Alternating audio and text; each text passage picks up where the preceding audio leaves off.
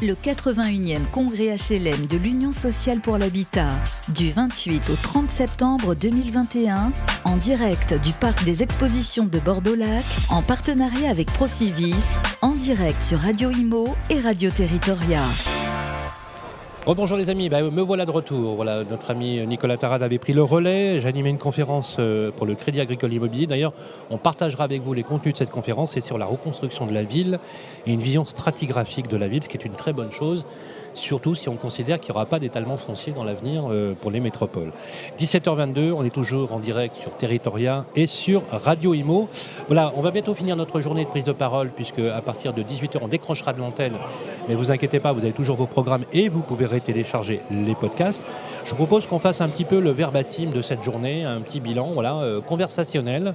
Il manque plus qu'un verre pour en discuter autour de nous, mais ça va pas tarder. On va le trouver. On va le trouver. Voilà, j'ai le plaisir d'être ici avec notre hôte qui nous a permis effectivement d'être ici au congrès de l'USH, donc l'Union sociale pour l'habitat, le 81e congrès, Yannick Borde, le président de Procivis. Bonjour. Comment ça va Yannick ? Écoutez, c'est une première journée très, très riche et très dense. Comme toujours, les journées de congrès on finit un peu sur les rotules quand même le soir en général.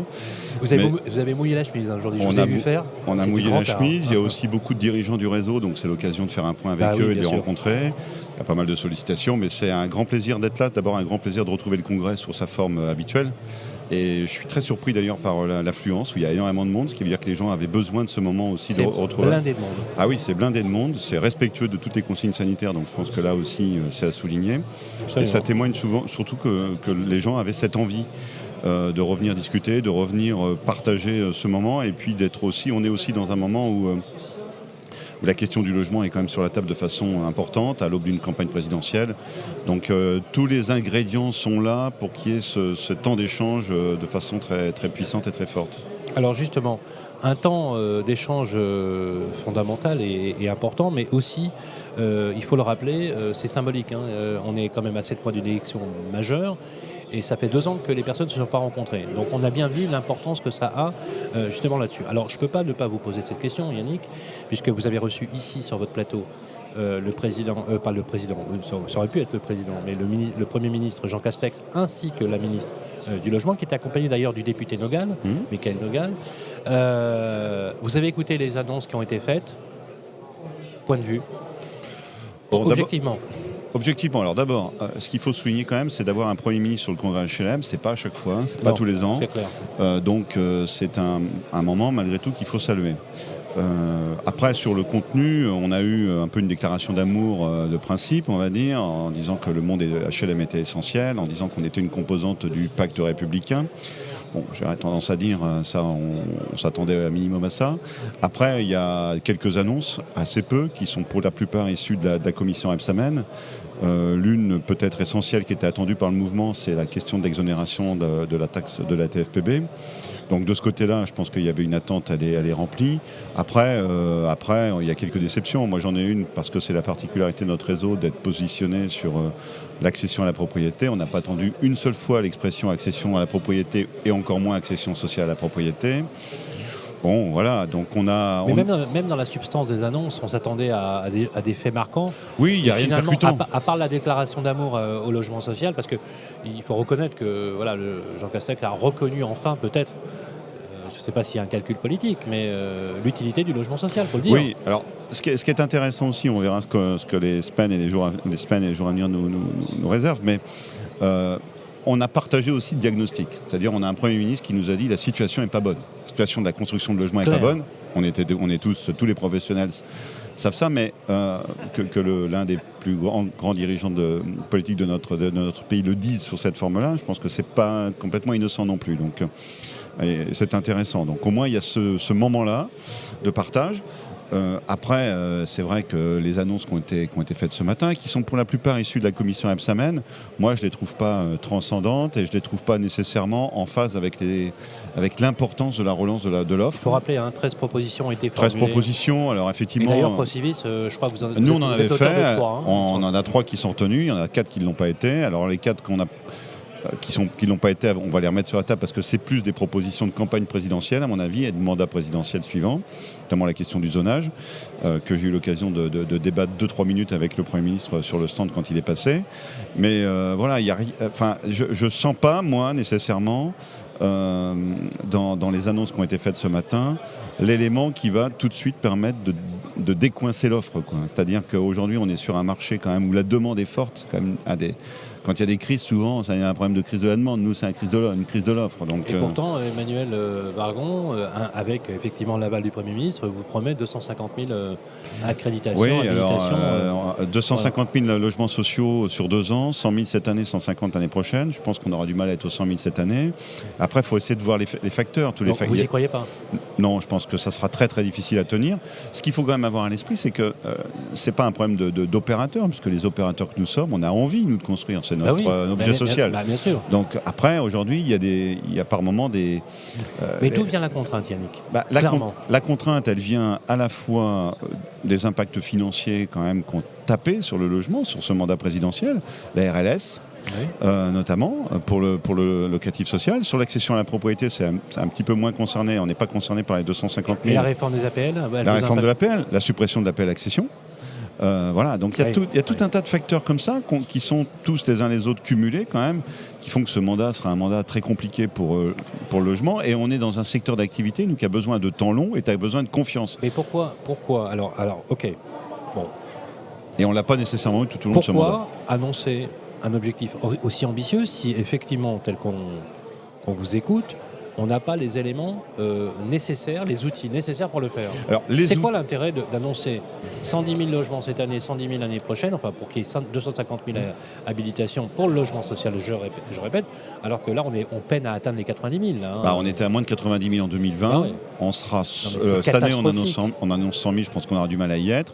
Alors pourquoi les annonces? Je pense que quand vous êtes à un moment donné dans des négociations un peu rudes entre des opérateurs, des acteurs et l'État, faut savoir qui s'engage sur quoi. Et le logement HLM, quand on lui dit qu'il faut construire, il n'a pas de mal à dire oui, ok, il faut construire, on est prêt, nous. Donc nous, on sait faire les 250 000. Après, pour faire les 250 000, il faut, une volonté politique qui est très loin d'être présente sur tout le territoire de façon homogène. 2, des moyens financiers qui ont été pour une part impactés par les mesures qui ont été prises depuis 4 ans et qui malgré tout freinent les organismes HLM, en tout cas les font hésiter, même si en contrepartie, notamment via la Banque des Territoires, il y a un certain nombre d'outils complémentaires financiers qui ont été mis en place. Mais on a quand même une vraie difficulté à ce niveau-là. Et puis derrière est venu se rajouter à la fois la crise sanitaire, vient se rajouter le contexte des élections municipales de 2020, vient se rajouter aujourd'hui la problématique des coûts de construction. Voilà, donc l'envie, elle est là, la dynamique, elle est présente, la compétence et les moyens internes des organismes sont en grande partie présents, mais il faut aussi que tout le monde, on n'est nous qu'un maillon, c'est-à-dire que si demain la collectivité locale ne souhaite pas, pour une raison ou une autre, que ça construise sur son territoire, il n'y aura pas de construction sur le territoire. L'organisme HLM, il pèse jamais, ou très rarement, en force face à une collectivité locale réticente. Donc voilà, les planètes ne sont pas complètement alignées encore avec tous les acteurs qui sont nécessaires pour que les choses se passent à ce niveau de production. Donc si je comprends bien, alors je ne vais pas penser à votre place, ce n'est pas le but, mais finalement, ce qui se profile, c'est un discours politique en vue d'une période électorale. On n'est pas dupe. On ne peut pas le qualifier autrement. On n'est pas dupe. Il y a un discours, il y a une campagne électorale qui s'annonce. Bon, est-ce que le rapport Rebsamen, qui a été dont on peut lui donner d'ailleurs plutôt des lettres de noblesse, encore faut-il une chose, à 7 mois des présidentielles, oui, on peut en parler, mais ça verra le jour? Oui, je pense que ça verra le jour, parce que d'abord... Dans le PLF Alors dans le PLF, verra le jour dans le PLF la question, je pense, de la TFPB. Le Premier ministre a été très clair ce matin. Il a dit il n'y a pas de remise en cause de l'exonération de TFPB des bailleurs sociaux. Par contre, pour ne pas que les communes soient réticentes, c'est important ce que vous dites. Il y a une compensation des communes qui seraient bénéficiaires de la taxe foncière pour toute la production de logements sociaux, a priori PSL a compris, 2021-2026, c'est-à-dire le mandat des élus locaux. Ça veut dire que l'argument que pouvait employer un élu local en disant avec la suppression de la taxe d'habitation, si en plus je dois faire du logement qui ne me rapporte pas de la taxe foncière, je suis dans une perte de dynamique fiscale. Aujourd'hui, la taxe d'habitation est compensée. Il n'y a pas de dynamique, mais elle est compensée. Et l'exonération de taxe foncière, ce qui n'est pas le cas jusqu'à présent, sera compensée en cas de production de logements sociaux. Donc ça, c'est une annonce qui doit trouver nécessairement sa place dans le PLF. Si elle n'est pas dans le PLF, c'est que je pense que ce matin, on aurait eu quand même une drôle d'annonce. Donc c'est la seule vraie annonce de la matinée, hein. Très clairement, la seule concrète. Pour moi... plutôt pas mal, pour le coup. Plutôt pas mal. Moi qui suis aussi un peu élu local, comme vous le savez, je ne croyais pas trop à cet engagement de compensation. Je pense qu'il y en a quelques-uns qui doivent octer un peu sur le sujet en ce moment. Il l'a dit, il va le faire. Voilà. Le Premier ministre l'annonce ce matin, il le présente comme une annonce, donc pour nous c'est considéré comme, ça sera dans le PLF, on ira voir les petites lignes s'il y a des pièges sur les petites lignes, mais ça sera, je pense, je crois. Vous êtes entretenu avec lui? On s'est entretenu, il est venu sur le stand. Qu'est-ce qu'il vous a dit? On s'est entretenu sur, j'ai repris une phrase des propos qu'il a tenus que moi j'essaie de combattre, c'est la notion de marché tendu et de marché détendu. Parce qu'à un moment donné, il a annoncé que par exemple, les 150 millions qui étaient programmés pour aider les maires bâtisseurs et qui n'avaient pas l'air de prendre, il allait les réfléchir sur les marchés tendus. Moi, je lui ai dit que c'était quand même une notion qui était un peu datée aujourd'hui.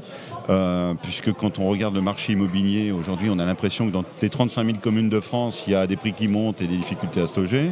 Bien évidemment, la problématique, elle est absolument pas la même entre les communes rurales, les communes moyennes, l'Île-de-France, etc. Mais cette notion de marché tendu, détendu, moi, elle me déplaît parce que derrière détendu, beaucoup mettent il se passe rien ou il n'y a pas de besoin. Ce qui n'est pas vrai. Il y a d'autres formes de besoins.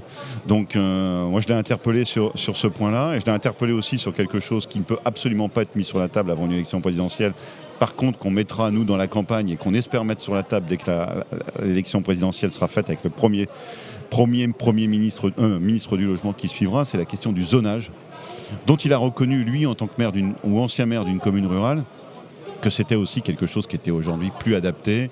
Et quand on est à Prades, qui était la commune dont il a été maire, en zone C, il a bien conscience que c'est difficile de faire porter des projets s'il n'y a pas quelque chose d'un peu plus fin dans l'approche. Donc marché tendu et zonage. On a presque, on a eu l'impression, il n'a pas dit comme ça, mais que la suppression du zonage était entendue. Oui, c'est quelque chose, je pense qu'il a... Mais il n'a pas dit. Il n'a pas dit, non, il n'est pas question de lui faire dire ce qu'il n'a pas dit. Il n'a pas dit que c'était quelque chose qui était sur la table. Mais je pense que... Oui, c'est-à-dire qu'il partage, notamment de par ses origines aussi, territoriales, bien sûr. Que c'est quelque chose qui est absolument pas adapté. Il y a été confronté. Il a été confronté, je pense que ses successeurs sont confrontés. Aujourd'hui, toute la zone C, elle souffre. C'est quand même une mesure d'exclusion, ce zonage. Oui, c'est une mesure d'exclusion. Saint-Berthevin, votre commune. B2. Ah oui. On est en zone B2. Donc ça va encore. Non, mais vous seriez en zone C? On serait en zone C, on n'aurait rien, mais on voit beaucoup de villes moyennes.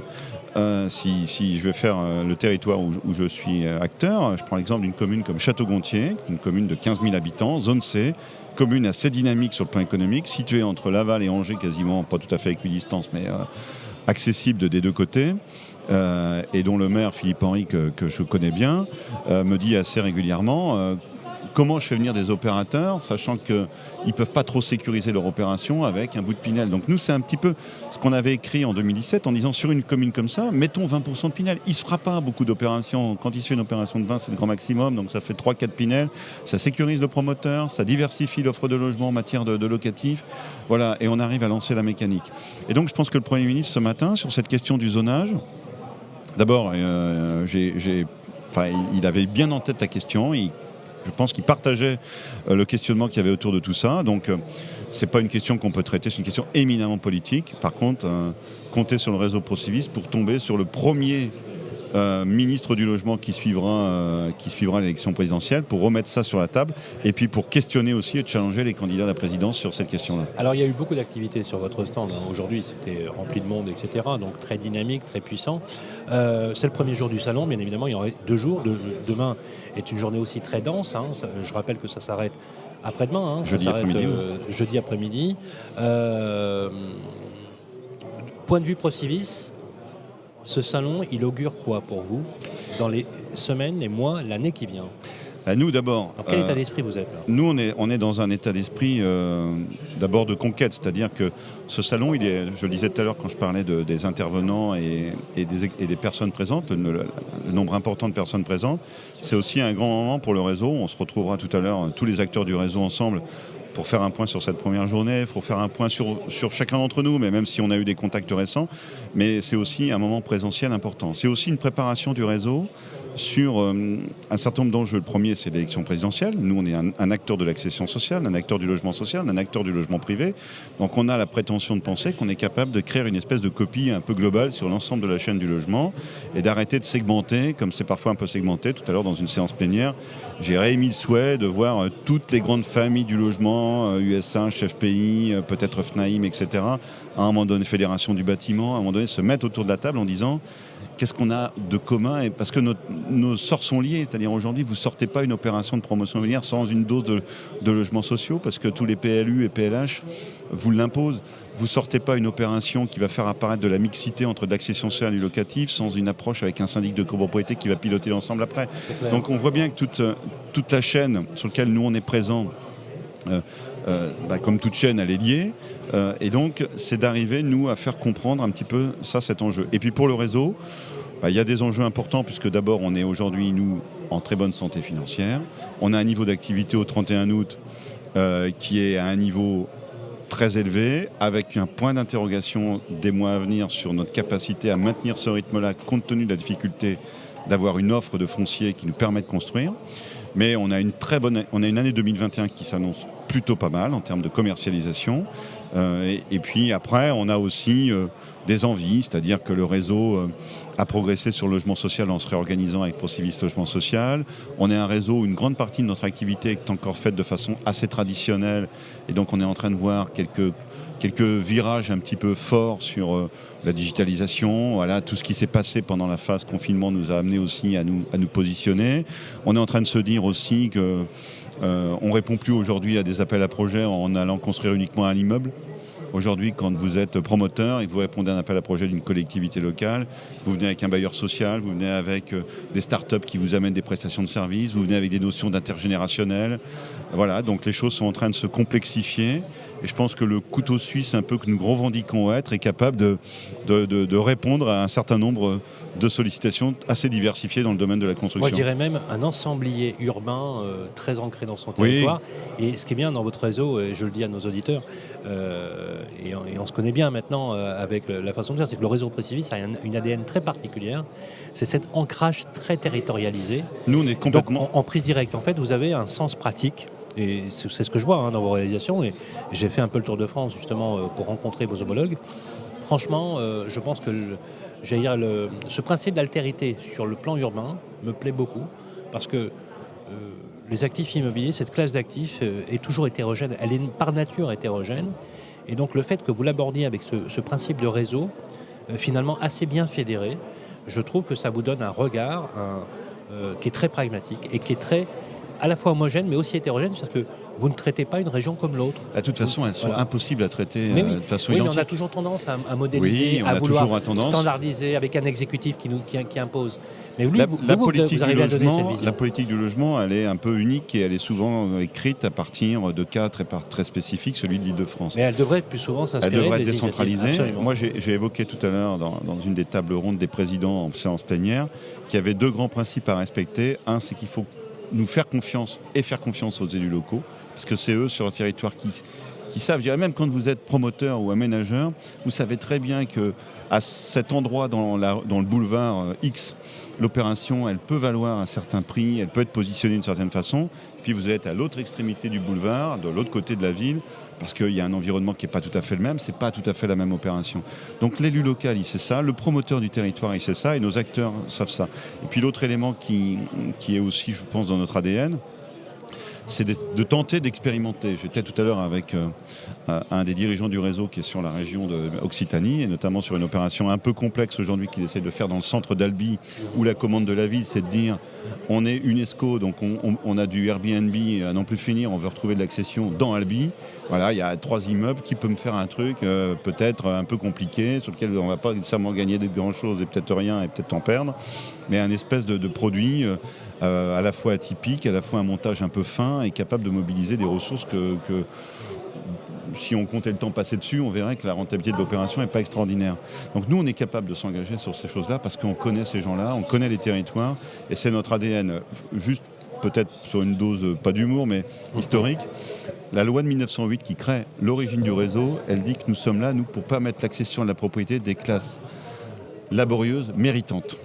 Voilà, donc c'est un beau terme, J'adore. la loi Ribot. J'adore. Et donc, voilà, on a gardé quand même cet esprit-là et essayé de couvrir toutes les populations qui méritent aujourd'hui d'accéder à la propriété ou d'être locataire dans le parc social, dans le parc privé. C'est notre ADN, avec la proximité territoriale. Vous ne ferez jamais la même opération, et ce n'est pas moi en tant que président du réseau qui vais dire à un des dirigeants des seuils du réseau qu'à tel endroit il doit faire comme ça, parce que j'en suis totalement incapable.